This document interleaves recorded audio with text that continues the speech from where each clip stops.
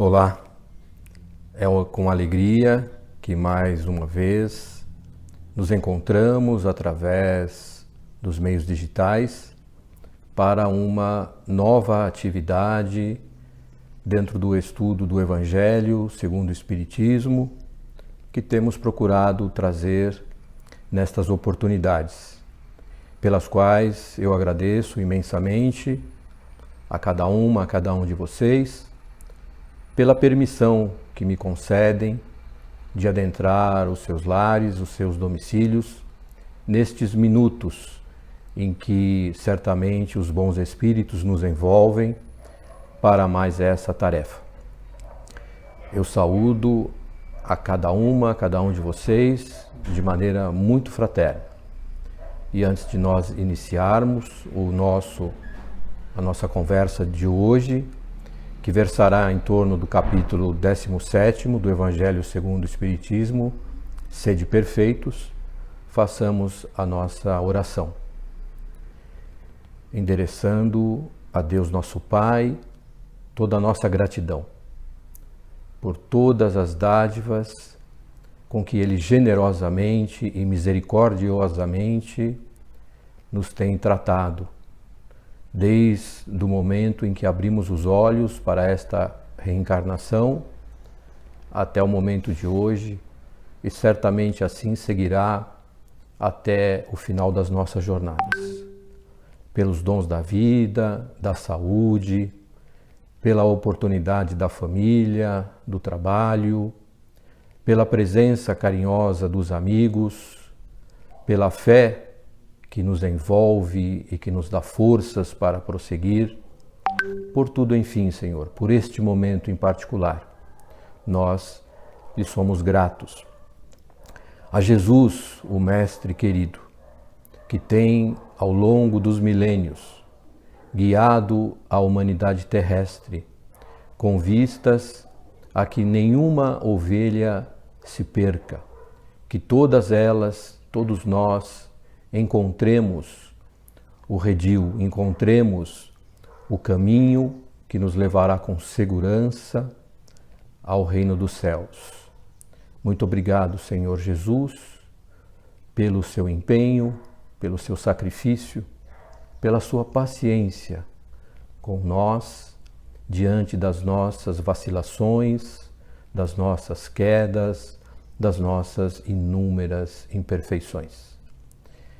E não poderíamos deixar de agradecer aos bons espíritos que nos acompanham de maneira muito próxima, guiando-nos, inspirando-nos, orientando-nos. E que nestes momentos de oração e reflexão, certamente unem-se a este nosso esforço, amparando-nos, trazendo-nos suas boas energias, suas boas vibrações, a fim de que o nosso propósito coletivo se traduza em êxito para cada um de nós. Que assim seja.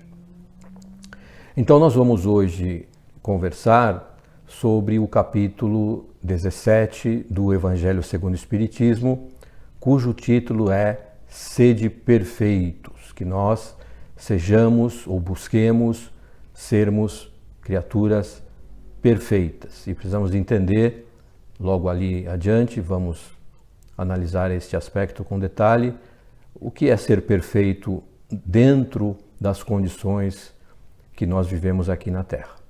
O capítulo então começa com o texto do Evangelho de Mateus, capítulo 5, versos 44 a 48, em que Jesus nos traz o seguinte ensinamento. Caracteres da perfeição.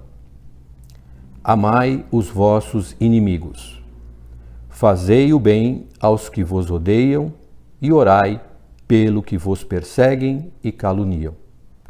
Porque, se somente amardes o que vos amam, que recompensa tereis nisso?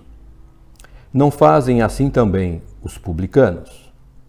Se unicamente saudardes os vossos irmãos, que fazeis com isso mais do que outros? Não fazem o mesmo os pagãos? Sede, pois, vós outros, perfeitos, como perfeito é o vosso Pai celestial. Então, se nós, ao iniciarmos o estudo da doutrina espírita, lá na primeira pergunta do livro dos Espíritos, que Kardec formula da seguinte forma: que é Deus? E os Espíritos respondem: é a inteligência suprema, criador de todas as coisas do universo, absolutamente infinito nas suas perfeições de bondade, de sabedoria, de amor, de misericórdia e de justiça. Atendo-nos a esta explicação, naturalmente pode surgir a dúvida que quando Jesus nos recomenda que sejamos perfeitos, assim como é o nosso Pai, assim como é Deus. Ora, não corresponde à lógica mais elementar querer atribuir a Jesus uma afirmativa de que nós, espíritos criados por Deus, portanto, criaturas de Deus, pudéssemos em algum momento alcançar tal perfeição que nos igualasse à perfeição divina. Isso é impossível, não é? Jamais a criatura alcançará a perfeição do seu Criador. Então, por que Jesus faz esta recomendação? Que nós busquemos sermos perfeitos, assim como é o nosso Pai Celestial. Porque, em primeiro lugar, as criaturas da época a quem Jesus se dirigia não teriam condições de entender essas nuances, este raciocínio, tá certo? Então, ele buscou apenas adotar um modelo, um exemplo para que as pessoas pudessem seguir. E no ensinamento ele esclarece como deve ser o procedimento de cada um de nós, né? Amando os nossos inimigos, ou seja, buscando fazer pelo outro, mesmo aquele outro que não nos é mais próximo, com o qual nós não mantemos tanta afinidade, as mesmas relações pacíficas, harmoniosas, fraternas, da mesma maneira como nós mantemos com os demais, que são mais próximos. Evidente que haverá sempre uma diferença de tratamento, não é? Evidente que Jesus não sugeriu ou não recomendou que nós tratássemos da mesma forma os que nos são caros e os que não nos são tão caros. Há uma diferença de sentimento e, consequentemente, na maneira do relacionamento com essas criaturas. Mas o que Jesus quis dizer com amai os vossos inimigos é que nós não buscássemos jamais agir de forma a prejudicá-los, a fazer-lhes o mal, a retribuir-lhes o mal que eventualmente nos façam, com um mal igual ou pior. Que nós aprendamos a entender que, se nós ainda nos encontramos num patamar de imperfeição e por isso erramos moralmente, o nosso irmão, mesmo aquele que não nos é tão querido, que não nos é tão próximo, está na mesma situação de imperfeição. Então, também ela está sujeita ao erro, a se equivocar conosco, dizendo-nos coisas que não nos agradam, fazendo-nos coisas que possam até nos prejudicar. Então, a lição aqui tem a ver com como reagir a essas situações, que comportamentos devemos ter sempre que alguma atitude do outro chegar até nós dentro de uma condição, de uma situação de prejuízo, de perda, de calúnia, de agressão, não é? Como nós devemos reagir? Então devemos reagir de maneira pacífica, entendendo que o outro errou sim, mas que cabe a Deus, o juiz supremo, avaliar este erro e encaminhar a tratativa para que a justiça se faça. A justiça cabe exclusivamente a Deus, não cabe a nenhum de nós. Então, não reagir de maneira agressiva, não retribuir o mal com o mal. É isso que Jesus está dizendo aqui. Fazei o bem aos que vos odeiam e orai pelos que vos perseguem e caluniam. Porque se somente amardes o que vos amam, ou seja, se nós apenas mantivermos um relacionamento fraterno com aqueles que nos são próximos, que nos são queridos, que mérito há nisso? Qualquer um é capaz disso, né? Mas o cristão, aquele que procura compreender, assimilar os ensinamentos de Jesus, que constam do Evangelho, da Boa Nova, deve procurar ir além, tratando de forma caridosa aqueles que não são tão próximos, aqueles que não são tão queridos e aqueles que eventualmente produzam o mal para nós. Então, essa é a essência do ensinamento. Não é uma perfeição que nós devemos buscar para atingir a perfeição divina. Não é nesse sentido, mas é a perfeição possível, a perfeição relativa ao grau de adiantamento das criaturas da Terra, do planeta Terra, de cada um de nós. É essa perfeição que Jesus recomenda, que é a perfeição possível, que é uma melhoria da nossa moralidade que está plenamente ao nosso alcance. Na medida em que nós nos conheçamos, nos compreendamos e percebamos toda vez em que brota dentro de nós uma emoção, um sentimento, que se nós nos deixarmos levar, fatalmente produzirá um ato de desamor, aí é que nós devemos cuidar para que a nossa atitude seja comandada pela nossa razão, pelo entendimento de que somente a prática do bem e do amor trará felicidade e o contrário trará infelicidade, sofrimento. Então, nós somos já assim capazes de compreender este ensinamento e agirmos todas as vezes possíveis dentro dessa condição, né, de conter o impulso para o mal e agir na direção do bem, praticando o bem. Sempre que nós reagimos de forma violenta, agressiva, de forma desamorosa, significa que nós permitimos que o nosso ego, que é essa energia ainda negativa, de ignorância que habita na nossa intimidade, se manifestasse. Então, sempre que nós praticamos atos de desamor, nós deixamos que prevalecesse o nosso egoísmo, o nosso orgulho, a nossa vaidade, a nossa inveja, o nosso ciúme, a nossa ambição, enfim. Essas características que ainda em graus diferentes habitam a nossa intimidade. Então, o que Jesus diz para nós sermos perfeitos é: lutemos de maneira consistente, permanentemente, estejamos atentos e conscientes a essas imperfeições temporárias para superá-las no dia a dia, no contato com os nossos semelhantes.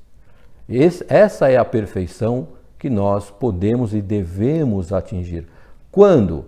Já. Nada de esperar. Quando eu alcançar tal coisa. Quando eu superar isso. Quando eu tiver alcançado aquilo. Não. A recomendação de Jesus não estabelece passos antecedentes ou circunstâncias anteriores para começar a ser trilhados. Esta é uma caminhada que nós precisamos iniciar já. Digo mais, já estamos atrasados, porque se estamos aqui ainda repetindo mais uma vez essa experiência de termos contato com o Evangelho e de ainda não sermos capazes de senti-lo e de praticá-lo, é porque nós já rejeitamos, já fomos resistentes, rebeldes à Boa Nova em épocas passadas. Então, mais uma vez, Deus, na sua infinita misericórdia, nos concede a oportunidade de recomeçarmos do ponto onde paramos e que dessa vez, através da razão, nós consigamos realmente avançar passos largos na direção da nossa perfeição. Perfeição aqui entre aspas, né? Perfeição relativa a este mundo, a essa vida. Depois, na sequência do capítulo, vem um item muito importante e difícil de abordar, porque ele traz muitas informações e ensinamentos, que é exatamente o homem de bem. E aqui cabe sempre uma observação, quando nas obras nós encontramos o homem de bem, o homem isso, o homem aquilo, Kardec não estava se referindo ao sexo masculino, estava se referindo à espécie humana, às criaturas humanas, às pessoas que habitam o planeta Terra. Então nós vamos alterar aqui o homem de bem por a pessoa de bem, né? A criatura de bem. E ele vai descrevendo características dessa pessoa e nós vamos tentando ver aqui o que o Kardec está dizendo e comentando, não é? Então a verdadeira pessoa de bem é a que cumpre a lei de justiça, de amor e de caridade, na sua maior pureza. Se ele interroga a consciência sobre seus atos, a si mesmo perguntará se violou essa lei, se não praticou o mal, se fez todo o bem que podia, se desprezou voluntariamente alguma ocasião de ser útil, se ninguém tem qualquer queixa dele ou dela, enfim, se fez a outrem tudo o que desejara lhe fizessem. Então, nesse parágrafo já dá para perceber a extensão deste conceito do que é ser uma pessoa do bem, uma pessoa de bem. É aquela que cumpre as leis de justiça, de amor e de caridade, na sua maior pureza. Então vamos lembrar lá do Livro dos Espíritos, há uma parte em que o Kardec dedica ao esclarecimento sobre as leis naturais, as leis divinas, que são os instrumentos através dos quais Deus rege todo o universo. Então tratam-se de leis universais, que não se aplicam exclusivamente ao nosso planeta ou à nossa existência, né? Então, a lei do trabalho, a lei do progresso, a lei de sociedade, a lei de destruição, enfim. E, por último, ele trata da lei de justiça, amor e de caridade, dizendo que essa lei teria a capacidade de abarcar todas as outras leis.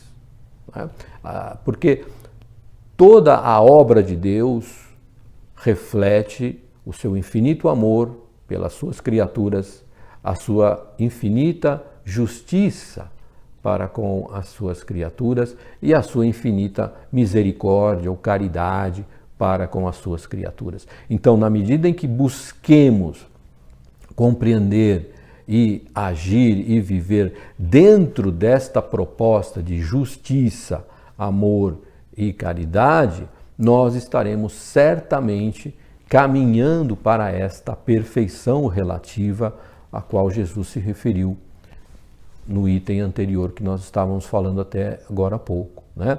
Justiça, né? O entendimento da justiça. O que é a justiça? A justiça é quando o bem ele se distribui de maneira a atender a todos os que estão envolvidos em determinada questão. Não é apenas o meu bem pessoal, o meu bem particular, o meu bem íntimo, não. É o bem que se produza de maneira mais ampla possível, que alcance o maior número possível de criaturas.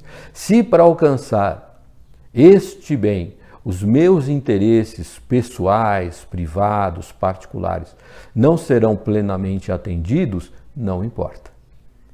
Né? Viver de acordo da maneira mais plena com a lei de justiça é saber sacrificar os nossos interesses terrenos, materiais, mundanos, em prol de uma causa maior. Quando isso se apresentar, evidentemente. Não quer dizer que nós renunciaremos a todo e qualquer benefício, todo e qualquer conforto, toda e qualquer conquista material. Não, até porque nós temos a lei do progresso. Então, o progresso se faz necessário a todas as criaturas, mas que haja sempre justiça, ou seja, o meu progresso, o meu sucesso material não poderá vir às custas de perdas, de prejuízos, de problemas produzidos a outras pessoas.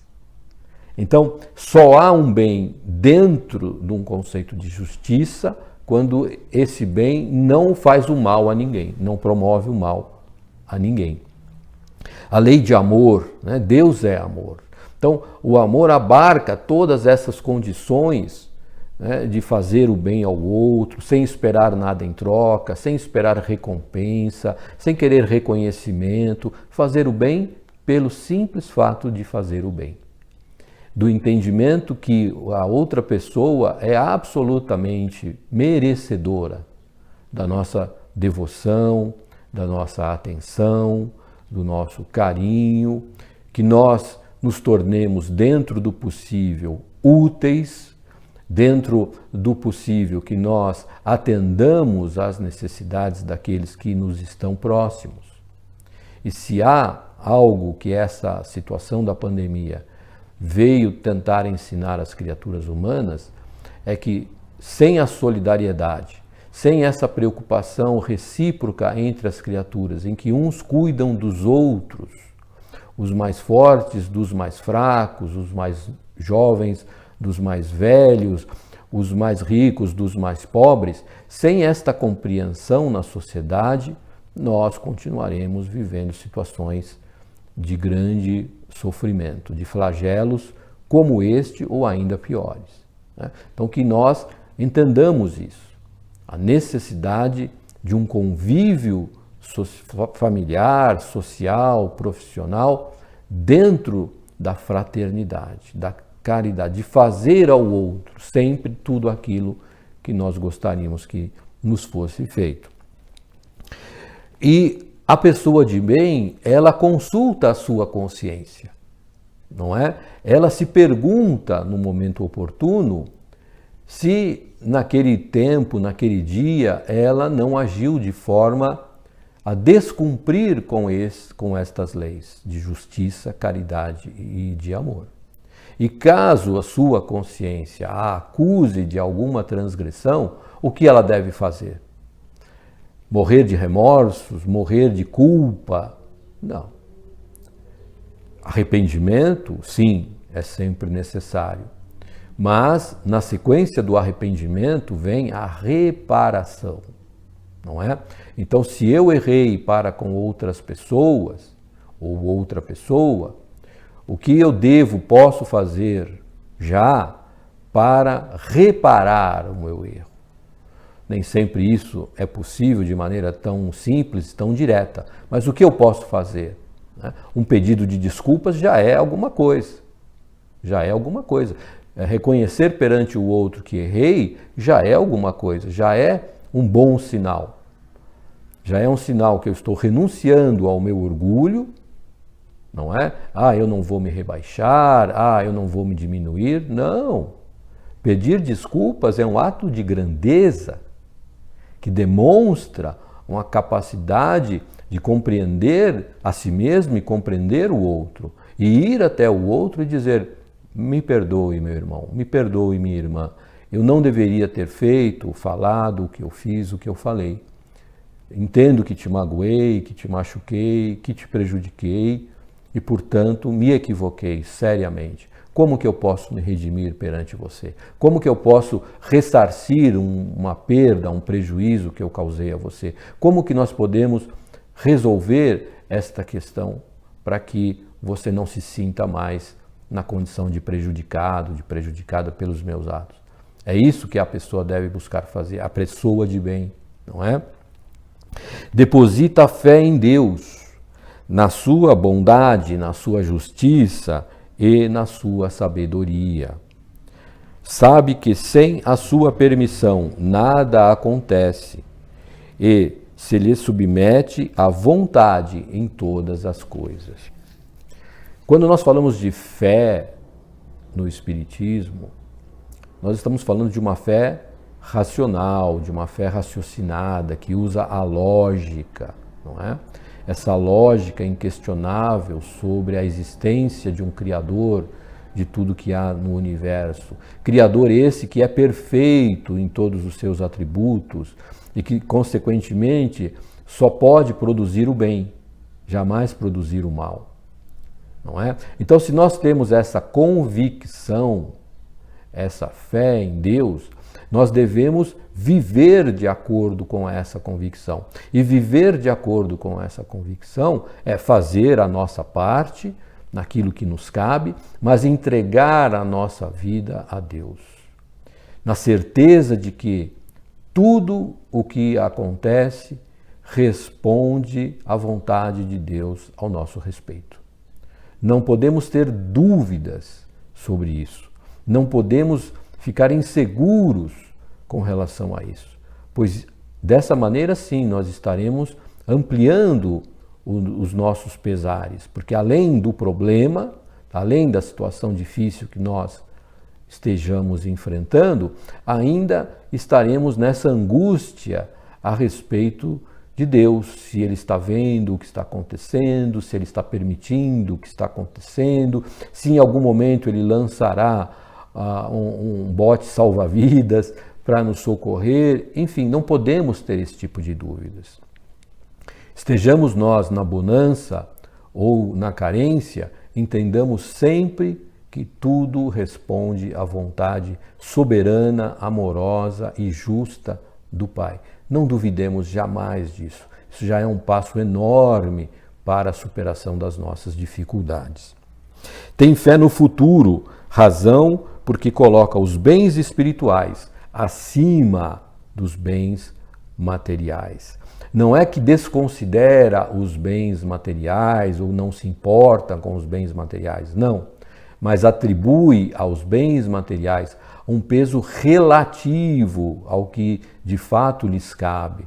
Mas sim, entende que a principal tarefa que cada um de nós tem nesta existência é adquirirmos patrimônios espirituais.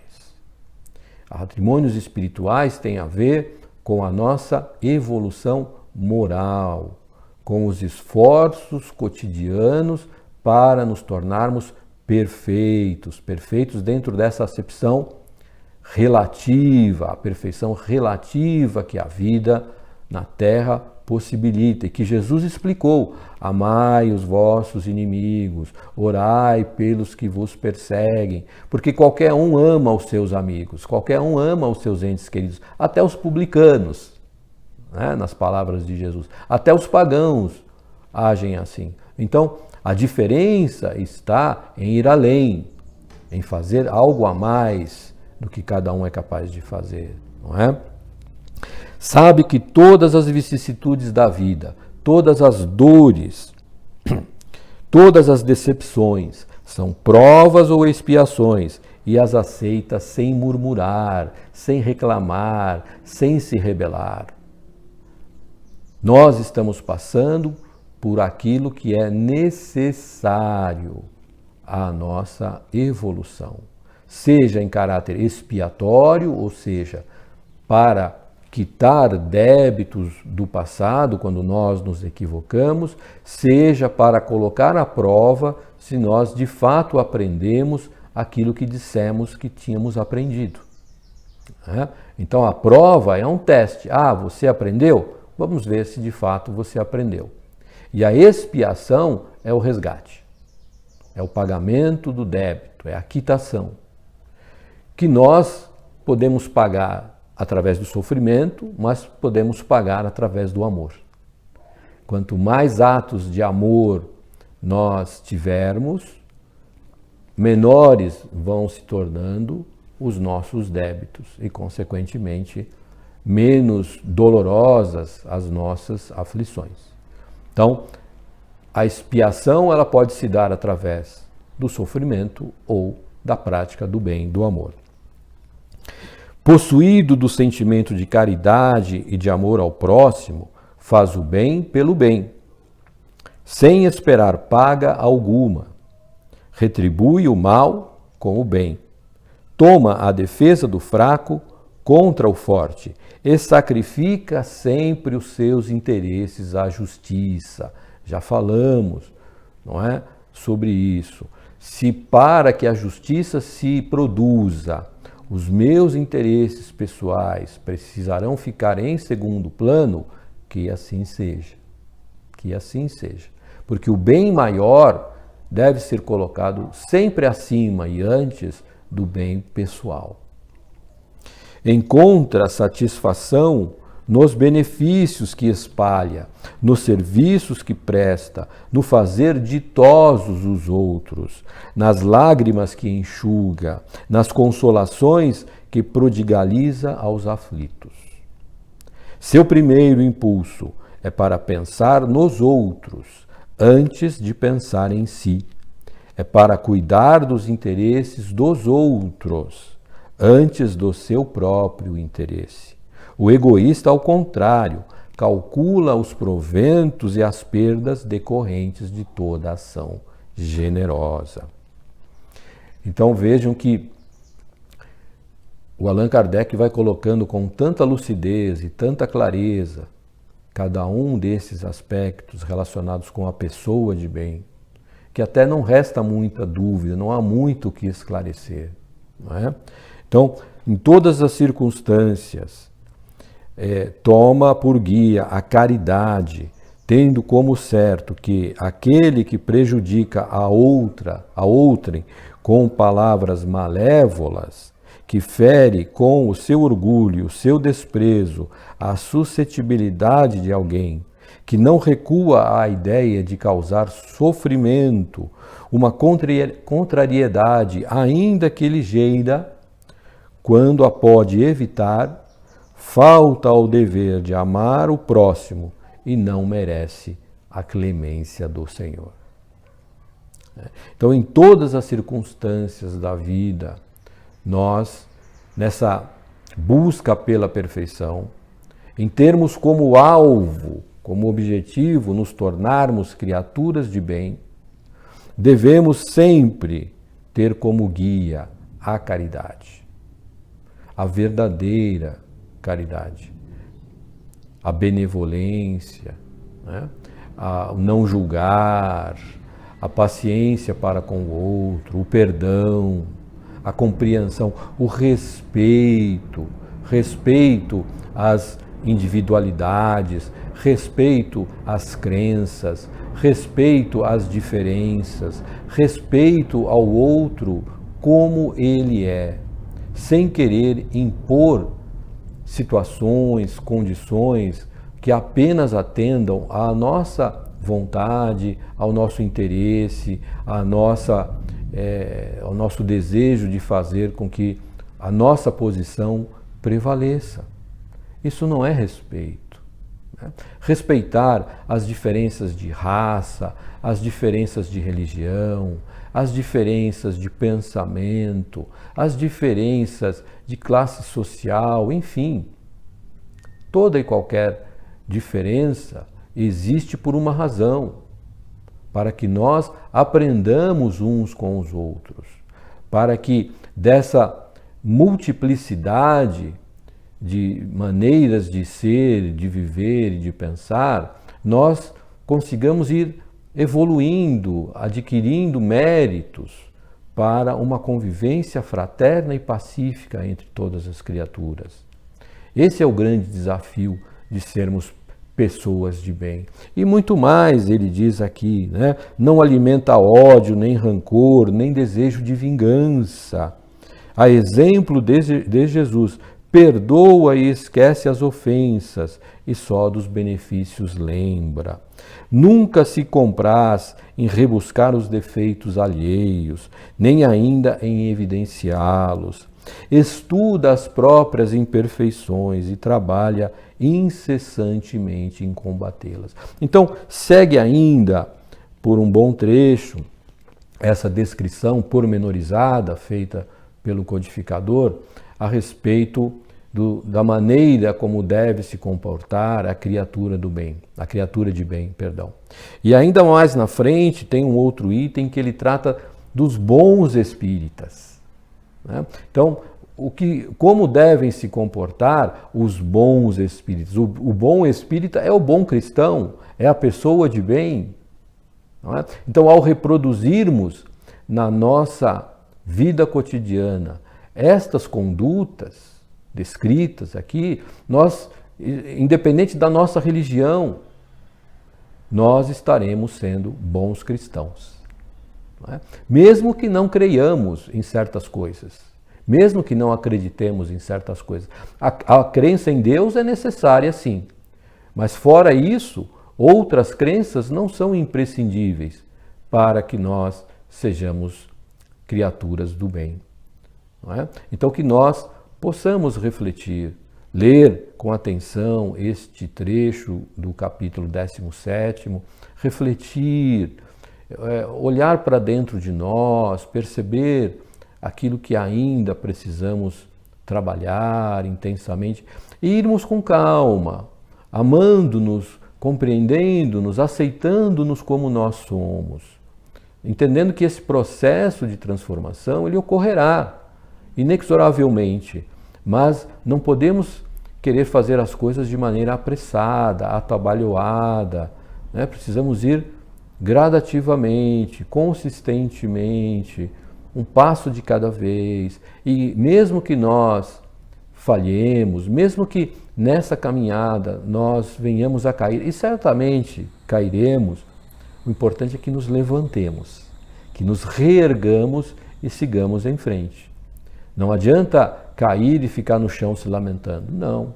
Caiu, errou, paciência, começa de novo. Se dê outra chance. Deus nos dá infinitas chances. Jesus nos concede infinitas oportunidades. Os amigos espirituais têm uma paciência enorme conosco, porque nós não vamos ter paciência com nós mesmos, porque nós não vamos amar a nós mesmos, entendendo que estamos neste processo. Então isso é fundamental. Mas é fundamental a ação.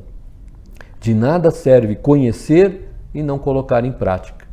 Quando nós conhecemos, quando nós sabemos de algo que nos parece correto, que nos parece bom, que nos parece positivo, e não colocamos em prática, é a mesma coisa como se nós nada soubéssemos a aquele respeito.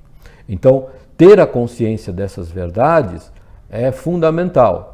Mas sem a prática, sem a ação, não serve para nada. É a mesma coisa que vir aqui diante de vocês, falar bonito, colocar palavras e não fazer nada, né? E manter a minha conduta inalterada. Ah, mas eu faço palestra. Jesus não colocou como condição para alcançar o reino dos céus fazer palestra. Se fosse, ele teria colocado. Não é?